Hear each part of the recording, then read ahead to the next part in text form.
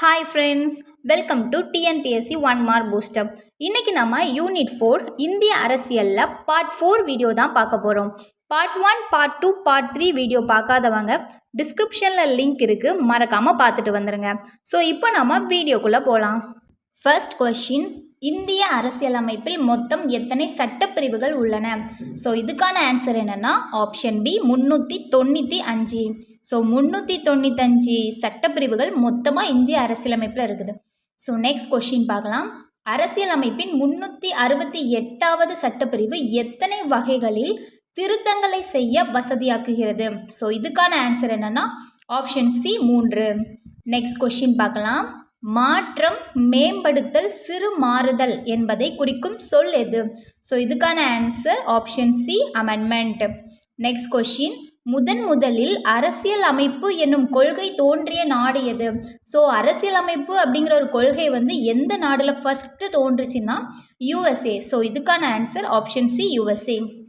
Next question, அரசியல் நிர்ணய சபையின் தற்காலிக தலைவராக தேர்ந்தெடுக்கப்பட்டவர் யார்? தற்காலிக தலைவராக யாரை தேர்ந்தெடுத்தாங்க அப்படின்னா சச்சிதானந்தா சின்ஹா. ஸோ இதுக்கான option C Sachchidananda Sinha. Next question, நீதிமன்ற முத்திரையுடன் நீதிமன்றம் வெளியிடும் கட்டளை அல்லது ஆணை எது? ஸோ நீதிமன்ற முத்திரையோட நீதிமன்றம் வெளியிடுற கட்டளை அல்லது ஆணை எது அப்படின்னா ஆப்ஷன் பி நீதி பேராணை. நெக்ஸ்ட் கொஷின், மத்திய மாநில உறவுகள் பற்றி பரிந்துரை செய்த குழு அல்லது கமிஷன் எது அப்படின்னா மேற்கண்ட அனைத்தும், அதாவது சர்க்காரியா கமிஷன், ராஜமன்னார் குழு, எம்என் வெங்கடாச்சலயா கமிஷன். ஸோ இந்த மூணுமே இதுக்கான ஆன்சர் தான். நெக்ஸ்ட் கொஷின் பார்க்கலாம். எந்த சட்டப்பிரிவின் கீழ் நிதிநிலை அவசர நிலையை அறிவிக்கலாம்? ஸோ இதுக்கான ஆன்சர் ஆப்ஷன் சி சட்டப்பிரிவு 360.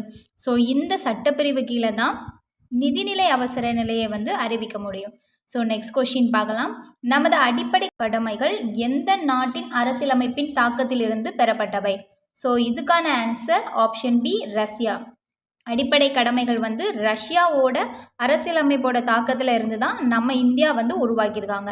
நெக்ஸ்ட் கொஷின், ஒரு வெளிநாட்டவர் இந்திய குடியுரிமை பெறக்கூடிய வழிகள் எவை? ஒரு வெளிநாட்டவர் இந்தியாவில் எப்படி குடியுரிமை பெறலாம் அப்படின்னா ஒன்று வம்சாவளி மூலமாகவும் குடியுரிமை பெறலாம், இல்லைனா பதிவு மூலமாகவும் பெறலாம், இயல்புரிமை மூலமாகவும் பெறலாம். ஸோ நமக்கு ஆப்ஷனில் இருக்கிற எல்லாமே ஆன்சர் வரும். ஸோ அதனால் இதுக்கான ஆன்சர் என்னென்னா மேற்கண்ட அனைத்தும். நெக்ஸ்ட் கொஷின், அரசியலமைப்பின் 42வது சட்ட திருத்தம் எவ்வாறு அறியப்படுகிறது? ஸோ இந்த 42வது சட்ட திருத்தம் 1976 தான் வந்துச்சு. ஸோ இது ரொம்ப ரொம்ப இம்பார்ட்டண்டான ஒன்று. இந்த சட்ட திருத்தம் எப்படி அறியப்படுது அப்படின்னா குறு அரசியலமைப்பு, அதாவது ஆன்சர் ஆப்ஷன் சி குறு அரசியலமைப்பு.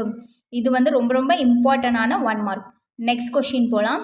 இந்திய அரசியலமைப்பின் முகவுரை எத்தனை முறை திருத்தப்பட்டது? ஸோ அதை எத்தனை முறை மாற்றி மாற்றி அமைச்சிருக்காங்க அப்படின்னா ஒரே ஒரு வாட்டி மட்டும்தான் அதை திருத்திருக்காங்க. ஸோ இதுக்கான ஆன்சர் ஆப்ஷன் பி 1. நெக்ஸ்ட் கொஷின், அரசியலமைப்பு சட்ட திருத்தத்தை எந்த மன்றம் மட்டுமே கொண்டு வர முடியும்? ஸோ அரசியலமைப்பில் ஏதாவது சட்டம் திருத்தணும் அப்படின்னா அதை எந்த மன்றம் கொண்டு வர முடியும் அப்படின்னா ஆப்ஷன் சி நாடாளுமன்றம். இதுதான் அரசியலமைப்பு சட்ட திருத்தத்தை கொண்டு வர முடியும். நெக்ஸ்ட் கொஷின் போகலாம்.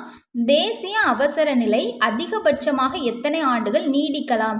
அதாவது தேசிய அவசர நிலை 6 மாதம் ஸ்டார்ட் பண்ணி ஒரு 3 வருஷம் வரை நீடிக்கலாம். ஸோ இப்போ நமக்கு அதிகபட்சமாக எத்தனை ஆண்டுகள் நீடிக்கலாம் அப்படின்னு கொஷின் கேட்டனால இதுக்கான ஆன்சர் ஆப்ஷன் சி 3 ஆண்டுகள். ஸோ குறைந்தபட்சம் எத்தனை மாதங்கள் ஆண்டுகள் அப்படின்லாம் கேட்டாங்கன்னா குறைந்தபட்சம் 6 மாதத்துலேருந்தே நீட்டிக்கலாம். அதிகபட்சமாக 3 வருஷம் வரை இந்த அவசர நிலையை நம்மளால் நீட்டிக்க முடியும். நெக்ஸ்ட் கொஷின் போகலாம். இந்தியாவில் முதலில் குடியரசுத் தலைவர் ஆட்சி எந்த மாநிலத்தில் நடைமுறைக்கு வந்தது? ஸோ குடியரசுத் தலைவர் ஆட்சி பஞ்சாபில் தான் ஃபஸ்ட்டு நடைமுறைக்கு வந்தது. எப்போ அப்படின்னா 1951 தான்.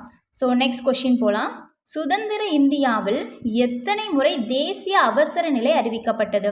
ஸோ தேசிய அவசர நிலை 3 முறை அறிவிச்சிருக்காங்க. அது எந்தெந்த வருஷம் அப்படின்னா 1962, 1971, 1975. இந்த 3 வருஷமே தேசிய அவசர நிலை வந்து அறிவிச்சிருக்காங்க. ஸோ இதுக்கான ஆன்சர் என்னென்னா ஆப்ஷன் சி 3 முறை. நெக்ஸ்ட் கொஷின், போர் மற்றும் வெளிநாட்டவர் ஆக்கிரமிப்பு காரணமாக அறிவிக்கப்படும் அவசர நிலை எது?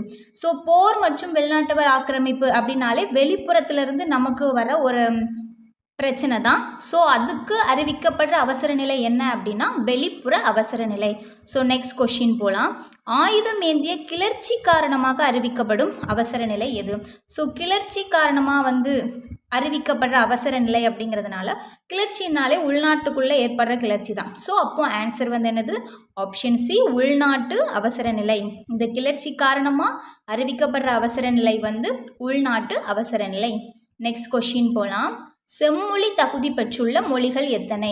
ஸோ செம்மொழி தகுதி பெற்றுள்ள மொழிகள் வந்து இந்தியாவில் மொத்தம் எத்தனை இருக்குது அப்படின்னா 6 மொழிகள். 6 மொழிகள் வந்து செம்மொழி தகுதியை பெற்றிருக்கு. ஸோ இதுக்கான ஆன்சர் வந்து ஆப்ஷன் சி 6. அது எந்தெந்த மொழி அப்படின்னா தமிழ், சமஸ்கிருதம், தெலுங்கு, கன்னடம், மலையாளம், ஒடியா. இந்த 6 மொழிகள் தான் செம்மொழி தகுதியை பெற்றுள்ள மொழிகள். நெக்ஸ்ட் கொஷின் போகலாம். நெக்ஸ்ட் கொஷின் வந்து தமிழ் மொழி செம்மொழியாக அறிவிக்கப்பட்ட ஆண்டு எது?